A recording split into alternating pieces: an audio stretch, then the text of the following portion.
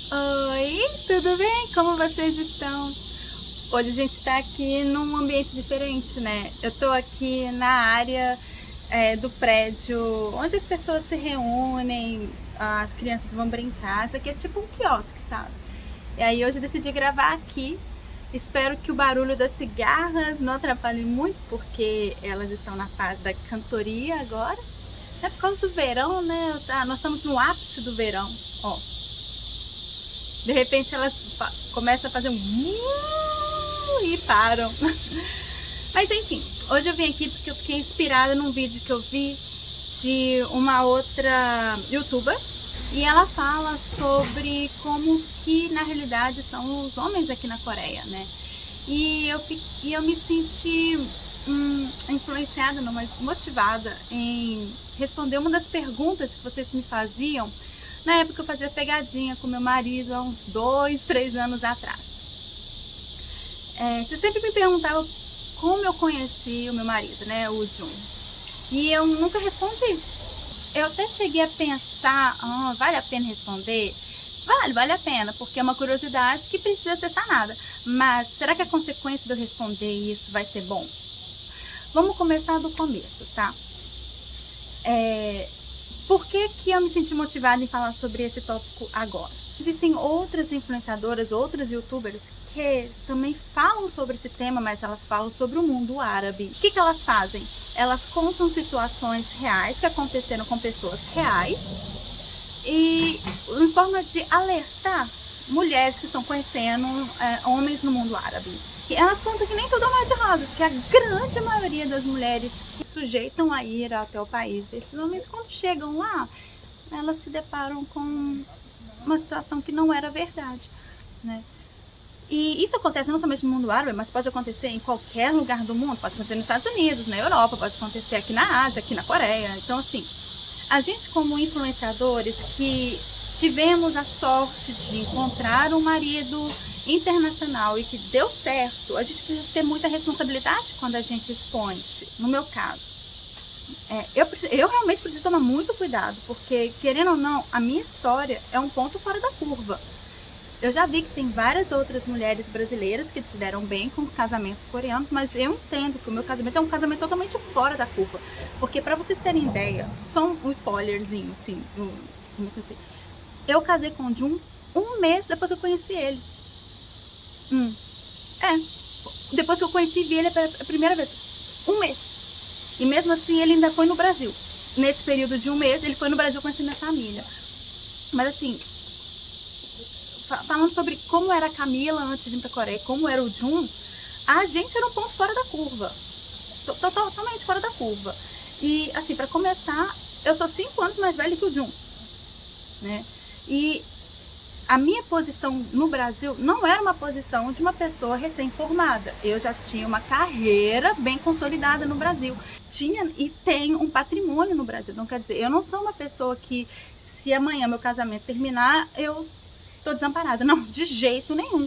Eu tenho toda uma estrutura no Brasil, minha. E o Jun, mesma coisa aqui. O Jun não é quando eu conheci o Jun, ele estava com 29 anos. Ele estava morando fora, para começar, né? Ele estava morando fora, morando na Irlanda, estudando.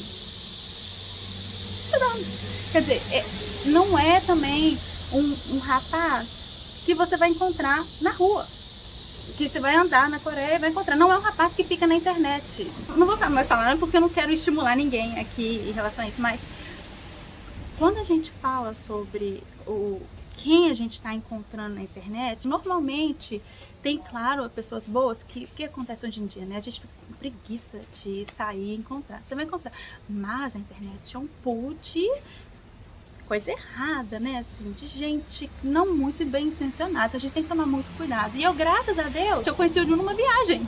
Eu tava viajando, ele tava viajando e encontramos, né? Então, assim, totalmente fora da curva. E pela maioria do que eu vejo na internet, quando tem essa história de sucesso, eles se encontram pela internet. Então, assim, eu não gostaria de expor a situação para não influenciar ninguém. Tem muita coisa que eu acho que vale a pena mostrar, porque é diferença cultural. Eu não sei se vocês já viram, mas tem um vídeo meu aqui no canal que eu falo quando eu quase me separei dele. Na verdade, acho que foi nem eu quase separei dele, acho que foi ele que quase separou de mim, né? Não é que a gente quase se separou, foi um choque extremamente cultural.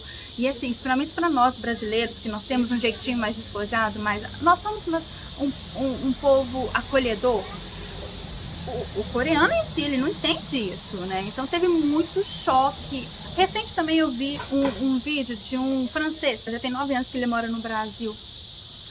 E ele estava falando que do jeito que ele fala no Brasil, o brasileiro entende e acha graça. Mas se ele estivesse na França, ele tinha apanhado. Porque eles acham extremamente mal educado. E foi basicamente o que aconteceu comigo. O meu jeitinho, que era um jeitinho cativante no Brasil, quando chegou aqui na Coreia e ele foi ver realmente, ele quase surtou, porque, nossa, essa mulher tá me desrespeitando. Eu conto direitinho o que aconteceu nesse vídeo, eu vou deixar aqui no card pra vocês.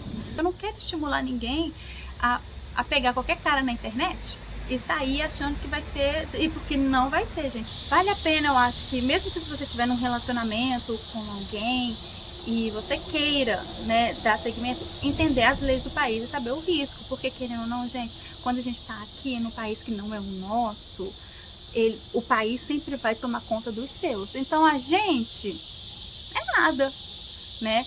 Então uma das coisas que eu fiz quando eu decidi casar com o Jun foi eu nunca abri mão do que eu tenho no Brasil. Se um dia eu quiser voltar, vai estar minha casinha, minhas coisas, tudo lá no Brasil. Então ele sabe, eu acho que isso é até um ponto que ele fica com receio de fazer qualquer coisa, né? Porque a gente não sabe, né? Sei lá, as pessoas podem surtar, né?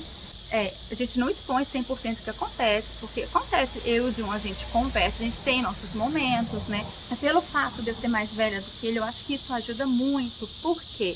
Porque eu consigo identificar nele o momento que eles precisam de ficar um tempinho sozinho. O Jun realmente é um lorde, ele é uma gracinha. Gente, eu não tenho um A pra falar dele. No começo do casamento, tivemos uns momentos difíceis? Tivemos. Tanto é que eu nem postava vídeo quando a gente tinha acabado de casar. Eu fui começar a postar vídeo depois de 2 anos de casamento. Mas por quê? Porque o começo não é só aqui no mundo coreano não, gente. Em qualquer casamento. O primeiro ano é muito difícil, tem que ter muito saco.